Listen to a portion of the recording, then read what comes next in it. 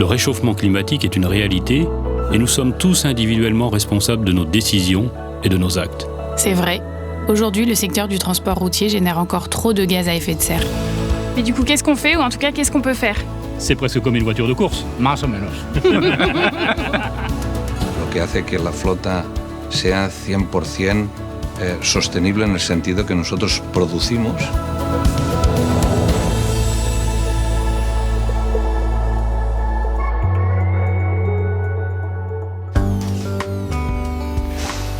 Bonjour Pauline, bienvenue à Bourg. Merci. On va se diriger vers le début de la ligne de production. Ok. Bourg-en-Bresse, en France. Un des sites de production de Renault Trucks. Nous sommes en mai 2023 et l'usine se prépare à la fabrication du dernier né de la gamme électrique. Très attendu, ce camion de haut tonnage va permettre de décarboner de nouveaux segments d'activité. Au moment où sort ce film, sa production en série est en cours.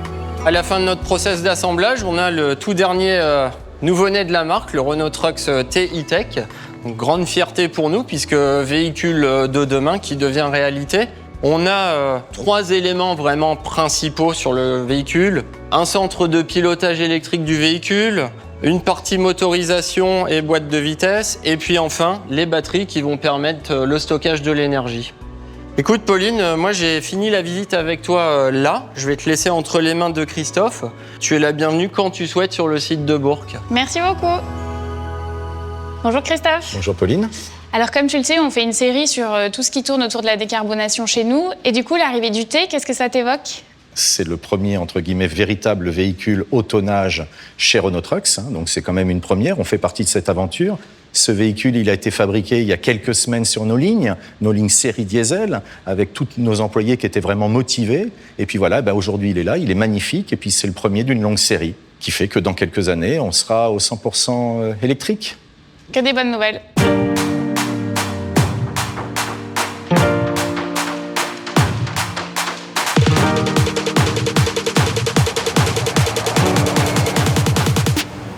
Alors voilà le nouveau camion que tu as pu découvrir à Bourg-en-Bresse. Ce véhicule est actuellement chez nous, il est en phase de finalisation, en phase de test. Et c'est lui qui va nous permettre de décarboner de nouveaux secteurs d'activité, tels que le transport régional, mais également la construction urbaine. Et un camion comme ça, en termes d'autonomie, ça représente quoi ? Alors en termes d'autonomie, on parle d'une autonomie de 300 km sur une charge initiale complète. Mais c'est également jusqu'à 500 km si on considère une recharge intermédiaire d'1 heure à 250 kW. Et si on parle en termes d'économie de CO2 ? Alors en termes de CO2, l'économie est significative. On parle de 90% de CO2 économisé. Un véhicule diesel qui parcourt 60 000 km par an émettra jusqu'à 50 tonnes de CO2 chaque année, quand son équivalent électrique n'émettra quant à lui que 4 tonnes de CO2. Ah oui, c'est sans appel. C'est sans appel, et si l'on raisonne sur la durée de vie du véhicule, on parle de 400 tonnes de CO2 économisées. Eh ben, on a hâte d'en voir beaucoup sur les routes alors.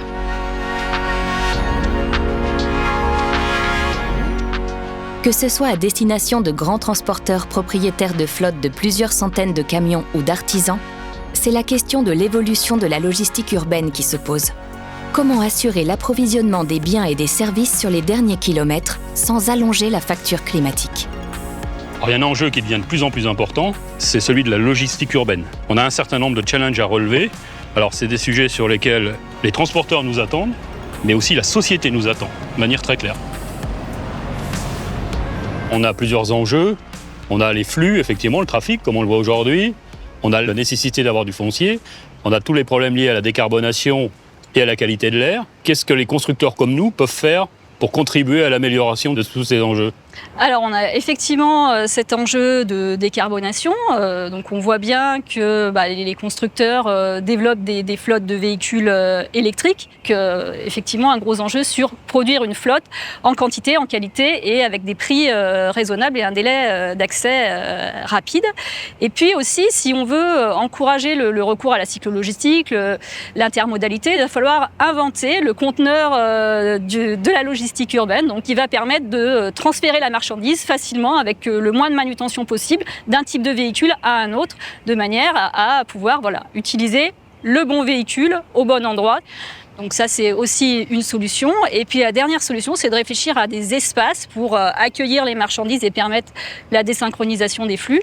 Parce qu'on s'aperçoit aujourd'hui que les livraisons, elles sont concentrées dans le temps, entre 9h et midi.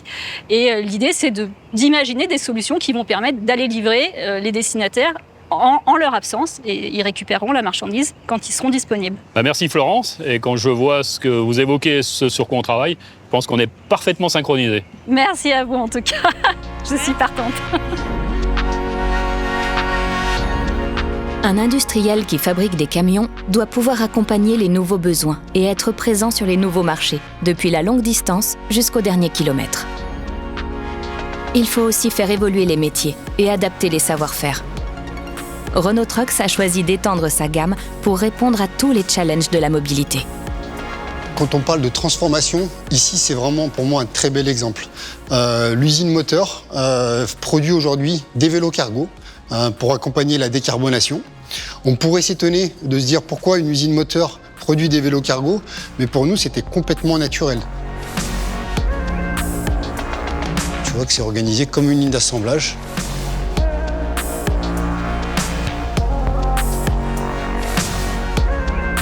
Ce qui est bien avec ces vélos, c'est en fait qu'ils sont hyper modulables. Ouais. C'est qu'avec la même base, tu peux faire plein d'activités. Et la transformation vers la décarbonation, ça s'accompagne d'une transformation des métiers. Donc comment ça s'organise ? Si on est très honnête, 3 ans en arrière, on avait quand même des grosses inquiétudes un peu dans notre industrie. Et donc voilà, on le fait étape par étape. Parce que c'est pas une rupture brutale de la fin du diesel, ça se fait en biseau, quoi. Une fin et puis une montée en puissance de l'électromobilité. Entre un moteur et un vélo cargo, on se dit bon, ça n'a rien à voir. Mais finalement, on a développé et industrialisé une ligne d'assemblage grâce aux compétences des gens de l'usine moteur en moins de 6 mois. Pourquoi ? Parce qu'on a des compétences en assemblage sur comment designer une ligne de production efficace, comment faire une logistique efficace, de la réception des pièces jusqu'à la livraison chez le client. Et aujourd'hui, on s'est adapté très facilement. Et puis, c'est reparti pour une vie de 800 000, 900 000, 1 million de kilomètres chez le même client. Il faut se sortir un peu du modèle. La batterie, on la prend, on la met à la poubelle, elle est recyclée.